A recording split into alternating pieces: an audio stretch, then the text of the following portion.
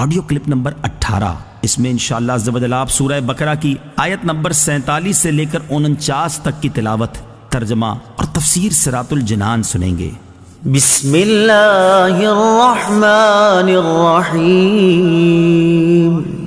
ترجمہ: اللہ کے نام سے شروع جو نہایت مہربان رحمت والا ہے۔ یا بنی اسرائیل اذکروا نعمتی التي انعمت علیکم وانی فضلتکم علی العالمین۔ ترجمہ: اے یعقوب کی اولاد، یاد کرو میرا وہ احسان جو میں نے تم پر کیا، اور یہ کہ میں نے تمہیں اس سارے زمانے پر فضیلت عطا فرمائی۔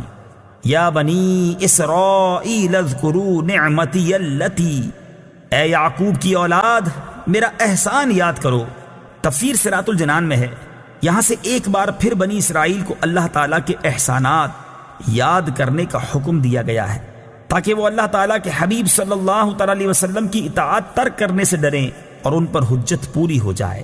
واتقوا يوما لا تجزي نفس عن نفس شيئا ولا يقبل منها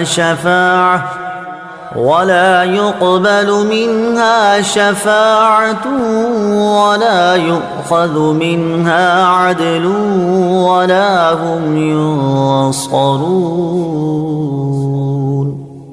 ترجمہ: اور اس دن سے ڈرو جس دن کوئی جان کسی دوسرے کی طرف سے بدلہ نہ دے گی، اور نہ کوئی سفارش مانی جائے گی، اور نہ اس سے کوئی معاوضہ لیا جائے گا، اور نہ ان کی مدد کی جائے گی۔ لا تجزی نفس عن نفس شیئا، کوئی جان کسی دوسرے کی طرف سے بدلہ نہ دے گی۔ تفسیر صراط الجنان میں ہے، یعنی اے بنی اسرائیل، قیامت کے اس دن سے ڈرو جس دن کوئی بھی شخص کسی کافر کی طرف سے بدلہ نہ دے گا، اور نہ کافر کے بارے میں کسی کی کوئی سفارش مانی جائے گی، اور نہ اس کافر سے جہنم کے عذاب سے نجات کے بدلے کوئی معاوضہ لیا جائے گا، اور نہ ان کفار سے اللہ تعالیٰ کا عذاب دور کر کے ان کی مدد کی جائے گی۔ شفاعت کی امید پر گناہ کرنے والا کیسا ہے؟ اس سے معلوم ہوا کہ قیامت کے دن کافر کو نہ کوئی کافر نفع پہنچا سکے گا اور نہ کوئی مسلمان۔ اس دن شفاعت صرف مسلمان کے لیے ہوگی، جیسا کہ دیگر آیات میں بیان ہوا۔ البتہ یہ بات یاد رکھنی چاہیے کہ شفاعت کی امید پر گناہ کرنے والا ایسا ہی ہے جیسے اچھے ڈاکٹر کے مل جانے کی امید پر کوئی زہر کھا لے، یا ہڈیوں کے ماہر ڈاکٹر کے ملنے کی امید پر گاڑی کے نیچے آ کر سارے بدن کی ہڈیاں توڑوا لے۔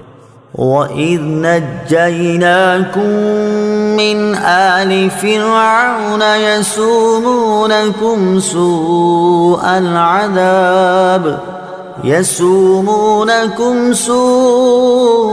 الْعَذَابِ يُذَبِّحُونَ أَبْنَاءَكُمْ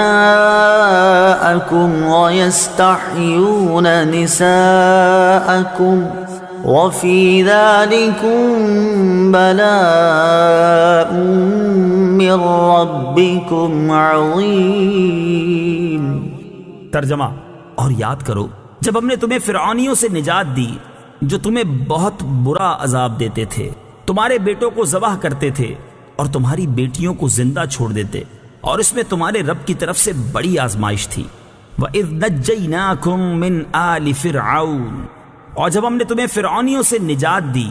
تفسیر صراط الجنان میں ہے، اس سے پہلی آیات میں بنی اسرائیل پر کی گئی نعمتوں کا اجمالی طور پر ذکر ہوا، اور اب یہاں سے ان نعمتوں کو تفصیل کے ساتھ بیان کیا جا رہا ہے۔ چنانچہ ارشاد فرمایا کہ اے بنی اسرائیل، میری وہ نعمت یاد کرو کہ جب ہم نے تمہیں فرعون کی پیروی کرنے والوں سے نجات دی جو تمہیں بہت برا عذاب دیتے تھے۔ فرعون نے بنی اسرائیل پر نہایت بے دردی سے محنت و مشقت کے دشوار کام لازم کر رکھے تھے۔ پتھروں کی چٹانیں کاٹ کر ڈھوتے ڈھوتے ان کی کمریں اور گردنیں زخمی ہو گئی تھی۔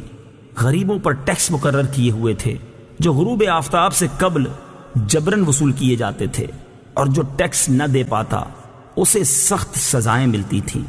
فرعون کا مختصر تعارف: جس طرح فارس کے بادشاہ کا لقب کسرا، روم کے بادشاہ کا قیصر اور حبشہ کے بادشاہ کا لقب نجاشی تھا، اسی طرح قبطی اور عمالقہ قوم سے تعلق رکھنے والے مصر کے بادشاہوں کا لقب فرعون ہوتا تھا۔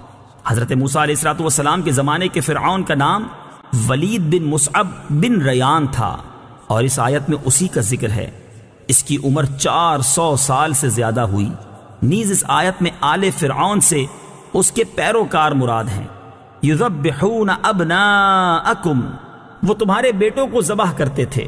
تفسیر صراط الجنان میں ہے، فرعون نے خواب دیکھا کہ بیت المقدس کی طرف سے ایک آگ آئی اور اس نے مصر کو گھیر کر تمام قبطیوں کو جلا ڈالا، جبکہ بنی اسرائیل کو کوئی نقصان نہیں ہوا۔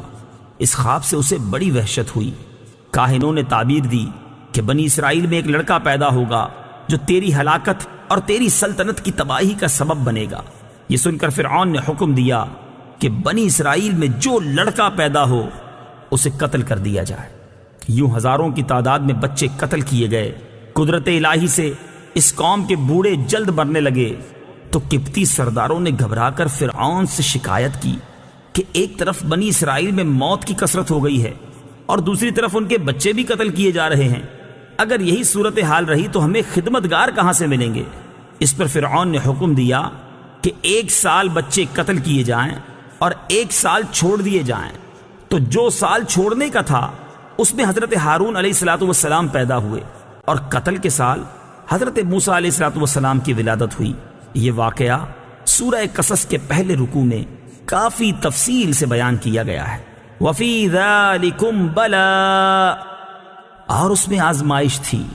تفسیر صراط الجنان میں ہے، بلا امتحان و آزمائش کو کہتے ہیں، اور آزمائش نعمت سے بھی ہوتی ہے اور شدت و محنت سے بھی۔ نعمت سے بندے کی شکر گزاری اور محنت و مشقت سے اس کے صبر کا حال ظاہر ہوتا ہے۔